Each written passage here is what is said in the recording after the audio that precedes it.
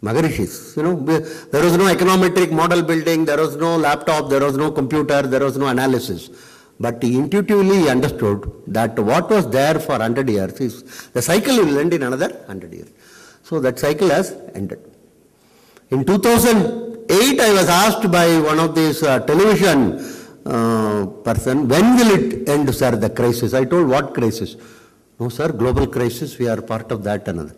I told him, it is not a global crisis, it's a crisis of the West. And when will it end, sir? I told 40 quarters it will take. And that girl was very brilliant.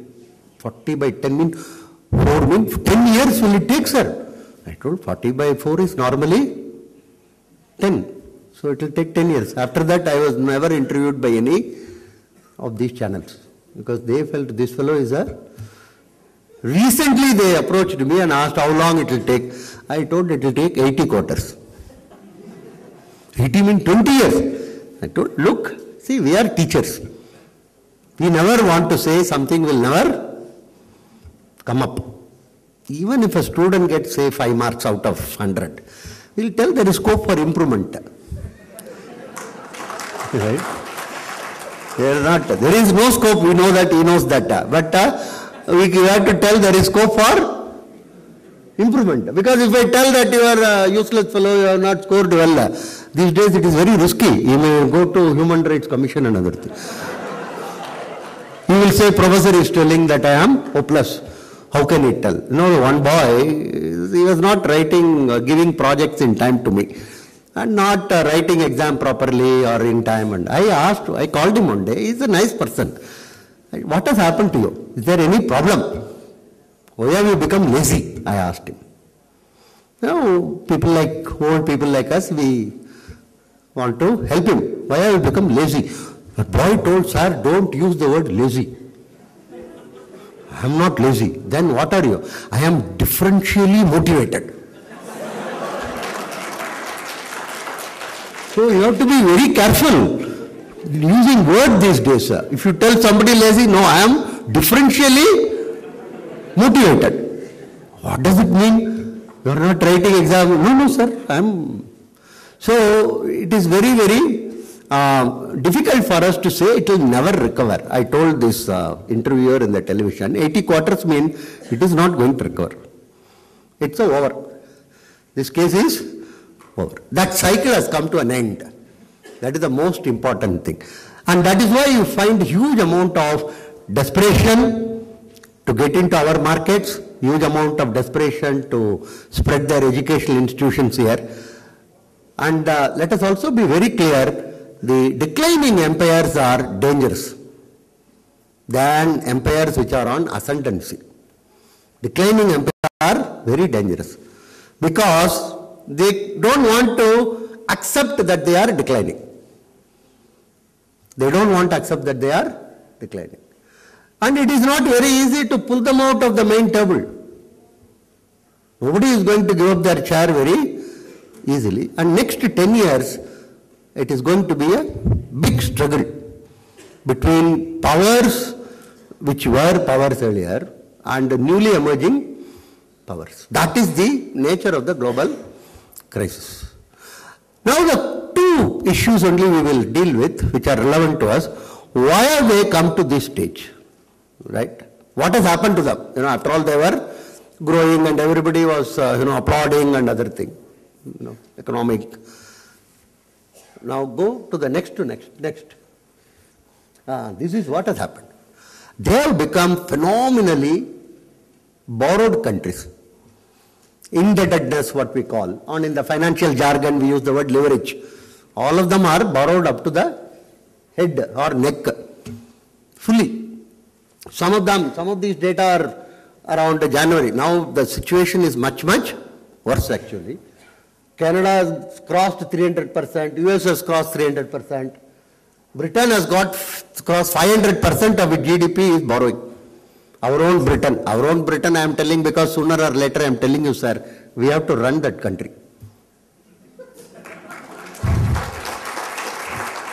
They are in bad shape. Already we are running in terms of our Software, outsourcing. Their national health insurance we are taking care. Their pension system we are taking care. Sooner or later they will say take care of. Very bad shape. And I am always surprised when they are in such a bad shape, they come and set up shop here to ask students to join their universities, join their institutions and other things. That is the type of a... So, when you say indebted, that means borrowed money. There are three broad types of borrowed money. One is government borrowing. Second is company borrowings. Third is household borrowing. These are the three major components of borrowing.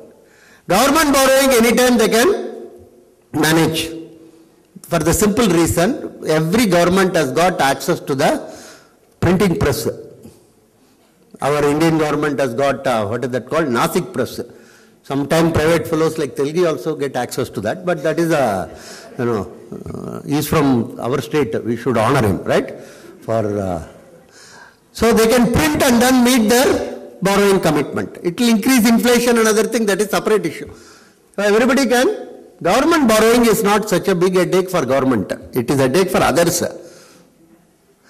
Corporate borrowing, again, it is, if I borrow 40 lakhs, every month I have to argue with my wife how much to pay EMI, how much to save, how much don't go to cinema, we will not eat out, another thing. If I borrow 40 lakhs, if I borrow 400 crore, who will be worrying?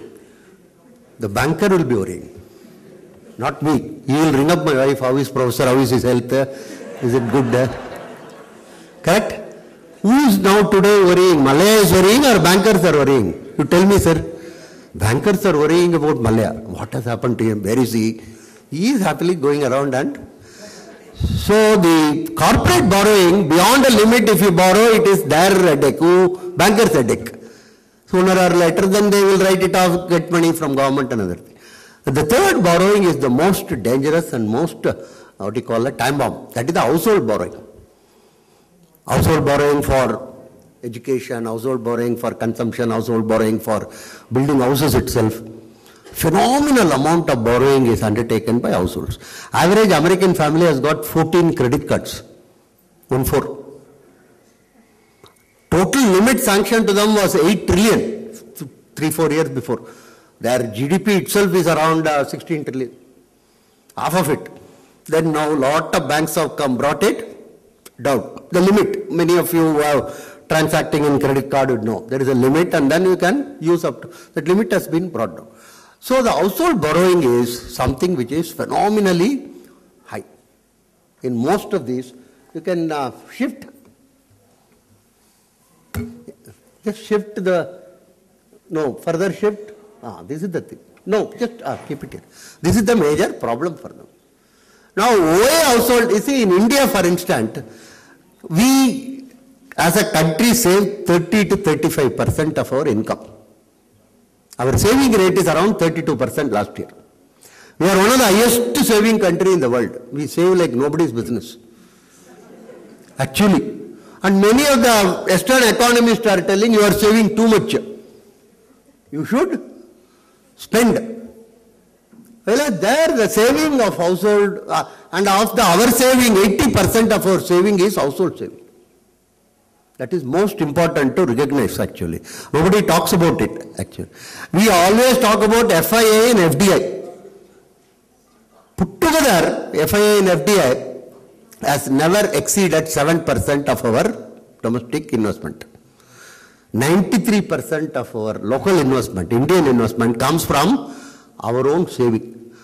But always we talk about what happens to FII, what happens to FDI, and that is our household saving is the major thing in India which is propelling the growth. Somebody asked me in Delhi, who is responsible for India's growth? I always say that it is an average Indian housewife.